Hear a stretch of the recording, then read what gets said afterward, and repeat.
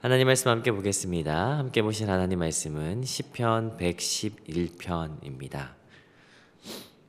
시편 111편 1절에서 10절까지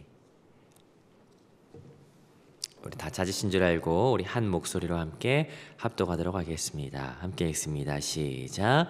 할렐루야. 내가 정직한 자들의 모임과 회중 가운데서 전심으로 여호와께 감사하리로다.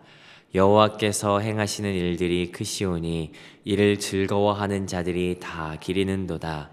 그의 행하시는 일이 존귀하고 어미하며 그의 의가 영원히 서 있도다. 그의 기적을 사람이 기억하게 하셨으니 여호와는 은혜로우시고 자비로우시도다. 여호와께서 자기를 경외하는 자들에게 양식을 주시며 그의 언약을 영원히 기억하시리로다. 그가 그들에게 문 나라의 기업을 주사 그가 행하시는 일의 능력을 그들에게 알리셨도다. 그의 손이 행하는 일은 진실과 정의이며 그의 법도는 다 확실하니 영원 무궁하도록 정하신 바요 진실과 정의로 행하신 바로다. 여호와께서 그의 백성을 속량하시며 그의 언약을 영원히 세우셨으니 그의 이름이 거룩하고 지존하시도다. 여호와를 경외함이 지혜의 근본이라. 그의 계명을 지키는 자는 다 훌륭한 지각을 가진 자이니 여호와를 찬양함이 영원히 계속되리로다. 아멘. 우리는 지난주에 말라기를 묵상했고 이제 2024년 마지막을 보내면서 시편을 함께 묵상하게 됩니다. 특별히 이번 주에 시편 111편부터 115편까지를 묵상하는 것이 참 의미가 있지 않나라는 생각이 듭니다. 왜냐하면 그냥 한번 이렇게 쭉 살펴보면 여러분 금방 아실 수 있을 텐데요. 이 짧은 한 편 한 편들이지만 하나님을 찬양하는 고백들로 가득 채워져 있는 이 시들, 이 모든 시편 안에 할렐루야로 시작하거나 아니면 할렐루야로 마무리하면서 하나님을 찬양합니다 라고 하는 그 고백들로 채워져 있는 이 시를 묵상하는 것이 어쩌면 2024년의 마무리를 하나님 바라보고 또 찬양하면서 노래하는 시간으로 매듭짓게 하지 않나 라고 하는 생각이 들게 됩니다. 이번 한 주 시편을 통해서 우리에게 베푸신 그 하나님의 은혜들을 고백하고 높여드리는 그 시간 되시기를 주님의 이름으로 축복합니다. 사실 시편은 우리가 읽는 것만으로도 참 힘이 되고 위로가 됩니다. 그런데 시편을 묵상하면서 가장 먼저 살펴봐야 하는 것이 있다면 이 시의 분위기가 어떠한가를 먼저 파악하는 것이 가장 중요합니다. 오늘 111편을 보니까 그 분위기가 하나님을 찬양하는 것, 또 하나님의 은혜에 대한 찬송이 들어가 있는 것으로 보여지죠. 우리는 지금 이 형식상 10개의 구절로 짧은 시로 보여지지만 사실은 원어인 히브리어로 살펴본다면 10개의 구절 가운데도 22개의 행으로 이루어져 있습니다. 한 문장을 쓸 때마다 알파벳의 첫 번째 그 알파벳들을 이렇게 쭉 나열해서 기록한 특징이 보여지죠. 여러분 이러한 시의 형태들은 일전에도 한번 소개시켜 드린 적이 있습니다. 우리나라의 어떤 형식으로 친다면 뭐 가나 다라 이런 식으로 적어놓고 이렇게 쓸 수 있겠죠. 가만히 생각해 보면 나를 지으시고 다스리시는 이렇게 쭉 할 수 있을 것 같습니다. 알파벳으로 이렇게 쭉 적어 내려간 거예요. 그렇다면 이런 형식으로 쓰여졌다라고 하는 것은 어떤 의미를 지니고 있습니까? 짧지만 굉장히 심사숙고해서 이 단어와 표현들을 정제하고 정리해서 쓴 시라는 것 우리가 알게 됩니다. 그 정도로 고민해서 하나님을 어떻게 찬양할까 기록한 시인데 오늘 우리는 111편을 이렇게 두 단락으로 나눠서 한번 살펴보려고 합니다. 1절부터 4절까지를 나누고 그 다음 5절부터 10절까지를 단락으로 나눠서 우리 같이 한번 살펴보도록 하겠습니다. 먼저 첫 번째 단락인 1절부터 14절까지인데 우리 먼저 1절을 다시 한번 더 같이 한번 읽어보도록 하겠습니다. 함께 읽겠습니다. 시작. 할렐루야. 내가 정직한 자들의 모임과 회중 가운데에서 전심으로 여호와께 감사하리로다. 앞으로 나오게 될 3편 또는 4편의 시가 그렇지만 이 할렐루야라고 하는 선포로 시작하고 있습니다. 여러분, 우리가 할렐루야라고 하는 말 정말 많이 쓰는데 이 할렐루야라고 하는 단어의 의미가 혹시 어떤 의미인지는 잘 알고 계시죠? 어떤 의미입니까? 하나님을 찬양합니다 라고 하는 의미이죠. 하나님을 찬양합니다, 할렐루야. 그리고 나서 고백하는 말이 뭐냐면 내가 여러 사람들 앞에서 전심으로 하나님께 감사합니다 라고 하는 고백하고 있습니다. 감사합니다 라고 하는데 사실은 보다 정확하게는 찬양합니다 라고 하는 의미가 사실은 더 정확할 것 같습니다. 하나님 찬양합니다. 왜냐하면 2절부터 4절까지 앞부분에 동일하게 말하고 있는 내용들이 있는데요, 2절 앞부분에서는 여호와께서 행하시는 일, 3절은요 그의 행하시는 일, 4절은요 그의 기적을 이라고 하면서 시작하고 있어요. 시인은 지금 뭔가 어떠한 경험들을 통해서 하나님의 어떠하심을 말하는구나 라는 것을 알 수가 있죠. 보다 구체적으로 살펴본다면요, 2절 한번 보겠습니다. 2절 제가 읽어봅니다. 여호와께서 행하시는 일들이 크시오니 이를 즐거워하는 자들이 다 기리는도다. 여호와께서 행하시는 일들이 어떻다라고 이야기합니까? 크시다라고 이야기해요.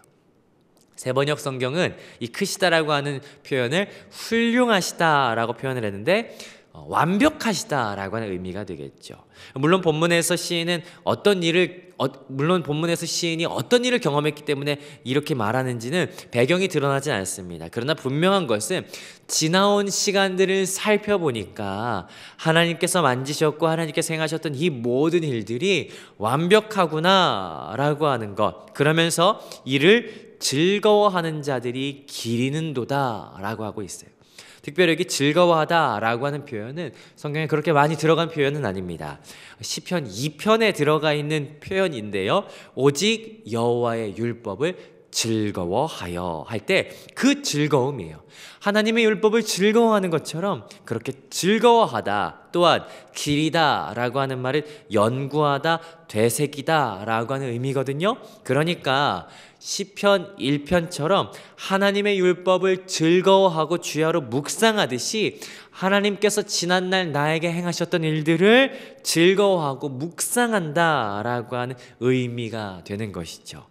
하나님께서 나의 삶 가운데 행하셨던 일, 그 일들이 얼마나 아름답고 훌륭하길래 되새기고 생각하고 되뇌일까. 자, 3절 이어서 보면요, 3절은 우리 같이 한번 읽어보겠습니다. 시작. 그의 행하시는 일이 존귀하고 어미하며 그의 의가 영원히 서있도다. 여러분, 3절의 배경은 어떤 왕에 대한 이미지가 들어가 있습니다. 시간이 좀 되긴 했는데요, 제가 일전에 경복궁에 처음 갔던 적이 떠오릅니다. 그때 경복궁 안에 들어가면 저 앞에 근정전이라고 하는 왕이 앉는 그 장소가 있는데 그 장소를 멀찍이서 이렇게 보면서 그런 생각이 들었습니다. 왕이란 이런 사람이구나. 이렇게 높은 자리, 그리고 멀리서도 저 위엄과 무게가 느껴지는 그 자리에 앉아있는 사람이 왕이구나 라고 하는 생각, 그 건물이 주는 위용 앞에 왕이란 이런 사람이구나 라고 하는 것을 생각하게 되었죠. 하물며 왕의 자리가 이렇게 위엄이 있는데 왕이란 얼마나 굉장히 무게감이 있을까라고 하는 생각을 했었습니다. 오늘 3절이 하나님의 권위와 위엄을 표현하고 있습니다. 3절, 그의 행하시는 일이 존귀하고 어미하다. 여러분, 이게 그 표현입니다. 이 명예, 영광이라고 하는 표현이거든요. 찬란하다라고 하는 의미이죠. 어미라고 하는 것은 위풍에 대한 표현입니다. 외형적인 모습. 어떻다는 거예요? 영원히 서 있다. 일시적인 것이 아니라 쭉 보존되는 모습. 아마 그런 하나님을 뵙기만 해도 기쁨이 있지 않을까. 그런 하나님이 계시는 것만으로도 놀랍고 떨리지 않을까 싶은데, 그런데 하나님께서 우리 안에 행하셨던 일들이 있었다라고 하는 거예요. 그 일들을 다시금 생각할 때마다 얼마나 감격스러운지. 그래서 4절은 이렇게 이야기하기 시작하죠. 4절 같이 읽습니다. 시작. 그의 기적을 사람이 기억하게 하셨으니 여호와는 그의 기적을 그의 행하심을 기억하게 하셨다. 여러분, 이 구절을 읽는데 마치 그런 찬양한 구절이 떠오르죠. 지나온 모든 세월들 돌아보아도 하나하나 돌아볼 때, 기억해 볼 때, 성경에 나타난 대표적인 이 표현인데, 하나님은 은혜로우시고 자비로우시다. 특별히 여기 은혜로우시고 자비로우시다라고 하는 표현이 두 개가 동시에 쓰여진 곳은 성경에 11군데밖에 없습니다. 특별히 자기 백성을 향한 그 구원을 완성시키시는 하나님, 이 죄 중에 거할 때에도 그 어떤 죄라도 돌아오기만 한다면 용서하시는 그 하나님의 성품을 표현할 때 특별히 은혜로우시고 자비로우시다라고 그렇게 성경에서는 고백하죠. 지금 시인은 이 자기의 삶에 베푸신 하나님의 역사, 하나님의 행하심을 돌아보면서 감사하고 찬송하고 있어요. 마치 2024년의 끝자락에서 우리가 2024년 한 해를 되돌아보면서 우리의 삶 가운데 우리를 향한 구원을 완성시키시며 우리가 그 어떤 죄 중에 거할 때에도 우리를 용서하셨던 그 하나님을 기억하는 것처럼 이 시인이 자신의 인생 가운데 행하셨던 하나님을 기억하고 있죠. 자, 1절부터 4절까지가 자기 인생 가운데 행하셨던 하나님의 은혜를 기억하는 시인이라면요, 5절부터 10절까지는 단순히 자기의 삶 가운데 행하신 어떤 감상적으로 고백하는 것에 그치지 않고 말씀을 펴놓고 이 말씀 가운데 기록되어진 하나님의 영광과 역사를 묵상하면서 고백하기 시작하는 거 보게 됩니다. 그게 5절부터 10절까지인데요, 5절 같이 한번 읽어보도록 하겠습니다. 5절 함께 읽겠습니다. 시작. 여호와께서 자기를 경외하는 자들에게 양식을 주시며 그의 언약을 영원히 기억하시로다. 아마 성경 가운데 기록되어져 있는 기적 가운데 가장 큰 기적은 무엇일까? 여러 가지로 이야기할 수 있겠다마는 아마도 광야를 건넌 것 아닐까라고 하는 생각이 듭니다. 이 광야를 건너면서 그들이 단 한 번도 줄이지도 않게 하시고 상하게 하지도 않게 하신 것이지 않나. 오늘 5절이 그것을 이야기합니다. 그들에게 양식을 주셨다라고 하는 거예요. 출애굽기 16장에 기록된 하나님의 행하심이죠. 또한 그들을 그냥 두시는 것이 아니라 하나님의 백성으로서 언약을 맺으셔서 그 언약에 신실하셨다. 오늘 5절에 기록된 그의 언약을 영원히 기억하시리로다. 이 출애굽기 19장에 있는 내용 아니겠습니까? 그 출애굽기 19장 시내산에서 이스라엘 백성과 하나님께서 언약을 맺으시며 그에게 그 언약을 영원히 기억하셔서 그 가운데 행하셨다. 그뿐만 아니라 6절 보면요, 6절 그가 그들에게 문나라의 기업을 주사. 하나님께서는 고아와 객과 나그네 되었던 이스라엘 백성에게 약속의 땅을 기업으로 주셨죠. 그로 인해서 6절 후반부 그가 행하시는 능력을 알리셨다. 마치 지금 시인은요, 출애굽기를 펼쳐서 하나님이 행하신 일들에 대해서 다시 한 번 더 살펴보고 묵상하며 감탄하고 놀라워하는 것 같아요. 하나님의 그 행하셨던 일들, 과거에 이스라엘 백성들을 광야를 건너게 하시고 언약을 맺으시며 그들에게 약속의 땅을 주셨던 일들을 출애굽기를 펴놓고 열심히 묵상하고 있는 모습, 지금 5절부터 6절까지 보여지게 되죠. 그런데 그러다가 7절부터 9절은 잠깐 살펴보던 말씀을 멈추고 또다시 찬송하기 시작합니다. 그럼 7절, 8절 같이 한번 읽어보겠습니다. 시작.